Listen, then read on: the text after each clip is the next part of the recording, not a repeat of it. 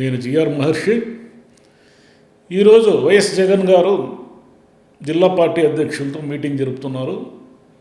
ఇంకా సమావేశ వివరాలు ఏమీ బయటికి రాలేదు. సమావేశం ఇంకా జరుగుతూ ఉంది ఈ వీడియో చేసే టైంకి.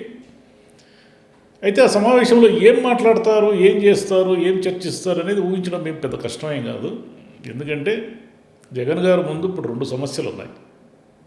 ఒకటి, చంద్రబాబు గారి ప్రభుత్వం మీద, పథకాల మీద జనములు ఒక రకమైన అసహనము, నిరసన ఇవన్నీ కూడా అంతర్లీనంగా ఉన్నాయనేది వాస్తవం. దీన్ని జనంలోకి తీసుకెళ్ళి, జనం చూశారా మేము ఉండింటే మీకు చాలా ఇచ్చుండేవాళ్ళము, ఆయన నమ్మారు, ఆయన ఏమీ ఇవ్వలేదు, ఇస్తాడో లేదో తెలియదు, ఊరికే మాటలు చెప్తున్నాడు అనే దాన్ని గట్టిగా జనంలోకి తీసుకెళ్ళి తెలుగుదేశం ప్రభుత్వం మీద ఒత్తిడి పెంచడం.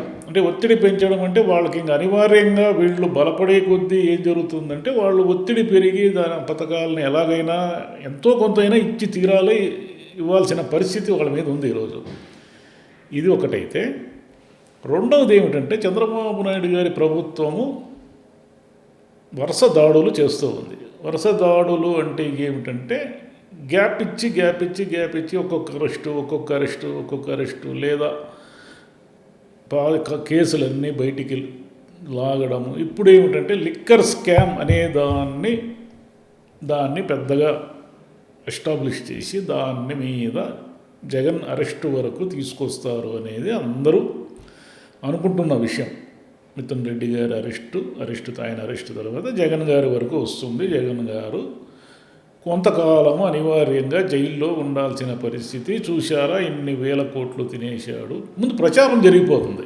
ఎందుకంటే దాన్ని ప్రూవ్ చేయడం కూడా అంత ఈజీ ఏం కాదు. ఎందుకంటే లిక్కర్ స్కామ్ని ప్రభుత్వము డిస్టిలరీస్ దగ్గర నుంచి బ్రాండ్లు కొనుక్కుంది. బ్రాండ్లు కొనుక్కున్న తర్వాత ప్రభుత్వ దుకాణాల్లో అమ్మింది. ప్రభుత్వ దుకాణాల్లో అమ్మిన డబ్బు ప్రభుత్వానికి చేరింది. మామూలుగా ఇదే కదా అక్కడ జరిగిన ప్రొసీజర్. అది ఈ ప్రొసీజర్లో ఏమిటి, ఎక్కడ కుంభకోణం జరిగింది అంటారంటే, మీరు బ్రాండ్లు మీ సొంత డిస్టిలరీస్, బినామీ డిస్టిలరీస్తో బ్రాండ్లు నాసిరకం మద్యాన్ని ఉత్పత్తి చేసి జనానికి అమ్మారు, ఎక్కువ ధరలకు అమ్మారు అనేది దాన్ని ఎలా ప్రూవ్ చేస్తారు? అది కొంచెం కష్టం. మాట్లాడడం చాలా ఈజీ, దాన్ని ప్రూవ్ చేయడం ఎలా అనేది. సరే, డిస్టిలరీ యజమానుల దగ్గర నుంచి వీళ్ళు భారీగా ముడుపులు తీసుకున్నారు అనే దాన్ని కొంతమందిని అరెస్టులు చేసి వాళ్ళతో ఏదో వాంగ్మూలాలు ఇప్పించి కేసుని ఫ్రేమ్ చేసి దాన్ని కోర్టు వరకు తీసుకెళ్ళి డిస్టిలరీ యజమానులు ఎవరు కూడా మేము నిజమే వీళ్ళకి 100 కోట్లు ఇచ్చాం, 1000 కోట్లు ఇచ్చామని ఎవరు చెప్పడం లేదు. కాబట్టి ఈ కేసుని లాగి లేదు దీంట్లో అవినీతి జరిగింది, దీంట్లో 1000 కోట్లు తినేశారు, ప్రజల ఆరోగ్యాన్ని నాశనం చేశారు, అది చేశారు, ఇది చేశారని ఒక భారీ ఎత్తున పేపర్లలో వార్తలు ఇవన్నీ కూడా వచ్చి వైసీపీని ఏదైనా డిఫేమ్ చేయడం అనేది దీని లక్ష్యం, అంతిమ లక్ష్యం. ఎందుకంటే ఆయన కొంతకాలం జైలుకు కూడా వెళ్ళొచ్చు. ఒకవేళ జైలుకు వెళితే పార్టీ ఎలా ఉండాలి, ఏం చేయాలి, దాని మొత్తం రాష్ట్రం మొత్తం మీద పార్టీ యాక్టివిటీస్ ఏమిటి, ఏం చేయాలి, ఈ కేసుని వాళ్ళు ఎంత దూరం తీసుకెళ్తారు, ఇవన్నీ కూడా ఒకవైపు ఏమో కూటమి ప్రభుత్వము ఏ పథకాలు ఇవ్వడం లేదు, దాని వరుస ఫెయిల్యూర్స్. అంటే ఏదో అమరావతిలో మళ్ళీ ఒక 45,000 ఎకరాల అది ల్యాండ్ పూలింగ్ అంటున్నారు. తర్వాత ఏదో ఎవరెవరో రకరకాల వాళ్ళందరికీ కూడా ఇవి ఇచ్చేస్తున్నారు, గిర్సా అనే వాళ్ళందరికీ కూడా భూములని పంపకాలు చేస్తున్నారు.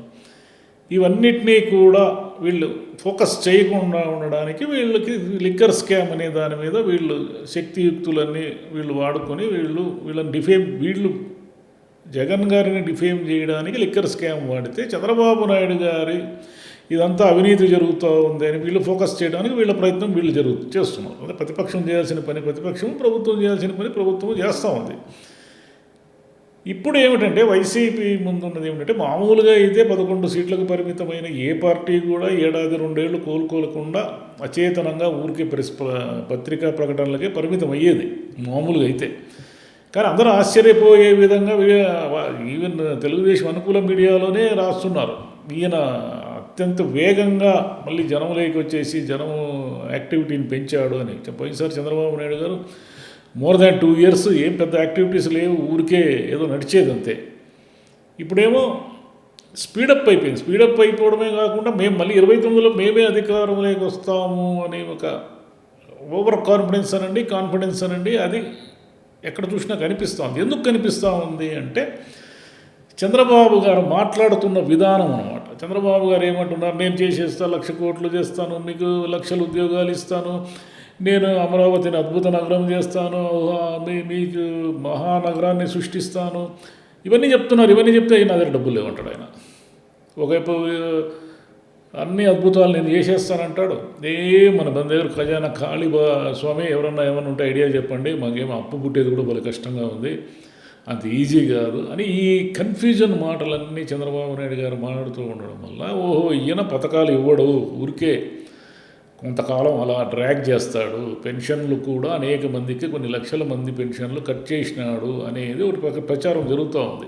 అది ఏమిటి నిజమా అబద్ధమా అనేది తెలియదు. అంటే ఫేక్ ఉంటే కట్ చేయొచ్చు, కానీ ఆర్థిక భారాన్ని తగ్గించుకోవడానికి కట్ చేయడం అనేది కొంత ఆశ్చర్యం కలిగించే విషయం. చంద్రబాబు నాయుడు గారు ఏమిటంటే ఒకసారేమో ఆత్మవిశ్వాసంతో నేను అద్భుతాలు సృష్టిస్తాను, 4 ఏళ్లలో మీకు ఏమేమో జరిగిపోతాయి, మీకు అమరావతి మహానగరాన్ని చేసి చూపిస్తాను, పోలవరం పూర్తి చేస్తాను, ఈ పథకాలన్నీ కూడా ఇస్తాను అంటే అమ్మకు వందనం ఏదో జూన్కి ఇస్తాను అంటున్నాడు కాబట్టి ఇస్తాను అంటున్నాడు. కానీ ఇంకోవైపు ఏమో డబ్బులు లేవు అంటున్నాడు. ఇంకోవైపు ఏమో జిఎస్టీ తగ్గిపోతూ ఉంది విపరీతంగా, ప్రతి నెల అప్పులు వీళ్ళు కూడా చేస్తున్నారు. పోయినసారి ఏమన్నారు, ఆయన బుగ్గన ఢిల్లీ వెళ్ళాడంటే రిజర్వ్ బ్యాంక్ దగ్గర ఆయన ఏదో బొచ్చ పట్టుకొని నిలబడతాడు అన్నట్టుగా మాట్లాడినారు వీళ్ళంతా కూడా.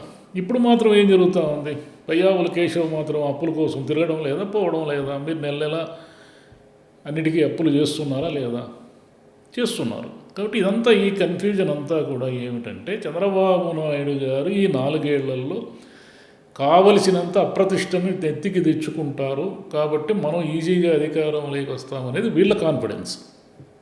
సరే, ప్రభుత్వంలో లోపాలు ఉంటాయి, అందరూ ప్రజల ఆకాంక్షలు తగినట్టుగా పనిచేయలేరు కాబట్టి ప్రభుత్వం మీద ఖచ్చితంగా నిరసన, ఏదో రకమైన వ్యతిరేకత రాకుండా ఇంతవరకు ఎవరు తప్పించుకోలేదు. ప్రాక్టికలీ ఇంపాసిబుల్ అది. ఎందుకంటే నెక్స్ట్ టైం గెలవడం అనేది ఒక వైఎస్ రాజశేఖర రెడ్డి గారికి మాత్రమే సాధ్యమైంది. అప్పుడు కూడా ఆయన ఏమి భారీ మెజారిటీతో ఏమి గెలవలేదు, చాలా మార్జిన్లో అలా గవర్నమెంట్ వచ్చేసింది. చిరంజీవి గారు ఈ ట్రయాంగిల్ ఫైట్ ఉండడం వల్ల ఈజీగా అప్పుడు రాజశేఖర రెడ్డి గారు 2వ సారి వచ్చేసారు. ఇటు జగన్ కానీ ఇటు చంద్రబాబు నాయుడు గారు కానీ ఇద్దరు కూడా 2వ సారి వచ్చే అవకాశం ఉందా అనేది ఒక క్వశ్చన్ మార్క్. ఎందుకంటే జగన్ గారు ఓడిపోయారు, చంద్రబాబు నాయుడు గారు 14లో గెలిచి మళ్ళీ ఓడిపోయారు. కాబట్టి ఇప్పుడేమిటంటే వీళ్ళు ప్రతిపక్షమైన వైసీపీని వీలైనంత ఇరకాటంలో పెట్టేసి అవసరమైతే జగన్ని అరెస్ట్ చేసి కొన్ని నెలల పాటు జైల్లో వేయడమే పెద్ద సమస్య ఏం కాదు. స్కిల్ డెవలప్మెంట్ కేసులో చంద్రబాబు నాయుడు గారిని జైలుకు పంపించారు. ఏమైంది ఆ కేసు ఏమన్నా అతిగతి దానికి ఏమన్నా ఉందే? ఏమీ లేదు కదా. కాబట్టి ఒక కేసును ఫ్రేమ్ చేసి ఆ ఆరోపణల మీద జైలుకి పంపించడం అనేది పెద్ద విషయం ఏం కాదు. తర్వాత ఎలాగో ఒక నెలకు 2 నెలలకు 3 నెలలకు అప్పుడైతే 16 నెలలు ఆయన జైల్లో ఉన్నాడు.